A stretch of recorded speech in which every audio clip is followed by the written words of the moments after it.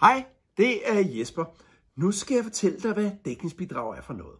Når man har virksomhedens omsætning, altså det vi sælger for, jeg skriver omsætning her, og man trækker de variable omkostninger fra, så får man virksomhedens dækningsbidrag.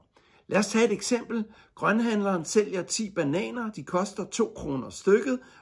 Grønhandleren sælger altså for 20 kroner. Vi skal lige trække momsen fra, så reelt er omsætningen 16 kroner.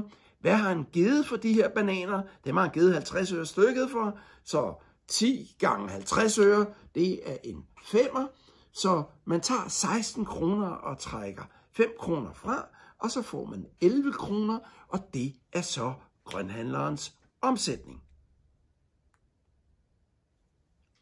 Nej, det er det så ikke.